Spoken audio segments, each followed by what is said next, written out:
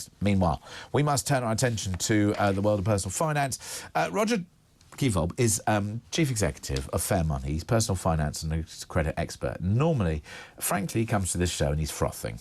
Well, I just noticed that today he's probably got his head in his hands. Let's see. Roger, have you got your head in your hand? Oh. I do, James. Well, you had the perfect opportunity. I lined it up. You could have done that. We're on telly. Oh, my goodness. There we go. He's got his head in his hands. Anyway, let's talk about treat 'em mean and keep 'em keen. What you on about? Well, you know, that's a rather twisted philosophy that some people use to control their relationships and make them the way they'd like to be, or at least try to. And I wonder if that's the explanation why Rishi Rich and Smug Jezza still haven't confirmed that the energy relief program from the government is going to be extended for at least 3 months. I mean, people are suffering, and they are still sitting here not announcing that it's not going to expire in a few weeks. Now, well, I think given that we've got a current cold snap, we've got further warnings of heavy snow, particularly further up north in the country, but it's pretty vile wherever you are on this lovely island of ours at the moment, and it's pretty cold, and people are just thinking, oh, stuff it, I'll deal with the heating bill and the energy bill later. I've just got to turn the heating up.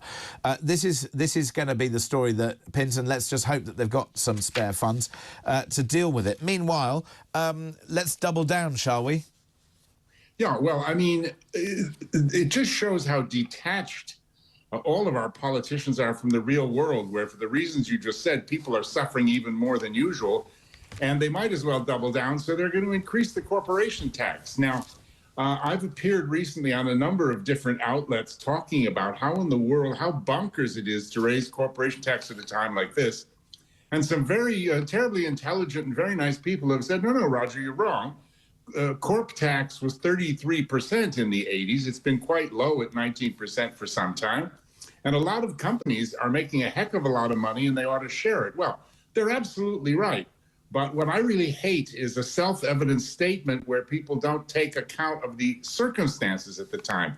What these economic geniuses are all missing is that it may be right to make companies pay more from their huge profits, but all they're going to do is increase prices of their goods and services to us even more at a time like this. Can't they see the effects? I hope that they wake up and don't increase the corporation tax in a few weeks. Can I also throw something else into the mix, which is if you look at any tax rate in isolation, you make the wrong judgments. So people say, oh, yeah, corporation tax was higher at that point in time in the 80s. Yeah, but also in the 80s, VAT was lower. The salami taxes on all of our various other different entities was lower. We had mortgage interest relief. We had higher capital gains tax allowances. We had a range of tapering on capital gains tax that allowed you to reduce the tax bill. You had all sorts of savings and investments incentives that, unless you look at this in the round, you are going to take the wrong decision. And I couldn't agree with you more, Roger.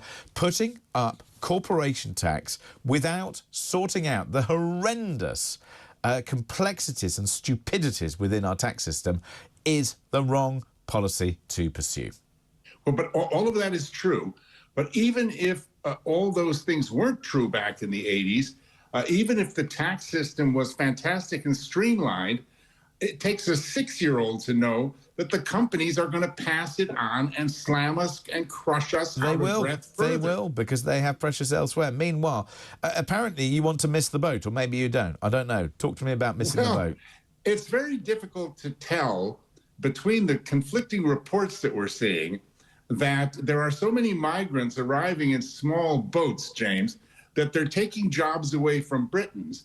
And then on the other hand, all the news reports that all kinds of jobs are going unfilled, and it's reached crisis point. I don't know how you reconcile the two, but whatever the answer is... You reconcile it easily, Roger, that the people who are coming over on boats are not necessarily the sorts of people that you need or want with the requisite skills to fill the holes in our employment system, number one. And number two, there is an argument to say that there are plenty of people in this country who are economically inactive. There are 6.6 million of them, and probably a few 100,000 of those might be able to do some work.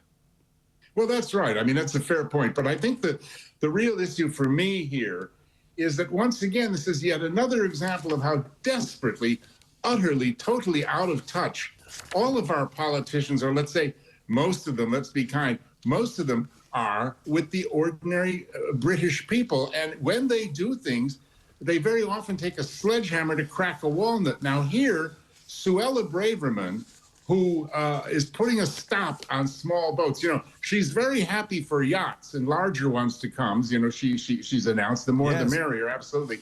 But that's it, I'm afraid, on the small boats. But they are actually breaking international law, and in particular well, the Refugee you Convention. say that's a whole discussion to happen. And guess what, It's Roger? a whole discussion. Oh, but Roger, we've people... run out of time. I can sense that your head is going to be in your hands further. I can only... Absolutely. I know, just it just boileth over. And just in case anybody wondered, the badge says, glad to serve. Thank you for serving us. A delicious delight of froth, bile and head in hands discussion.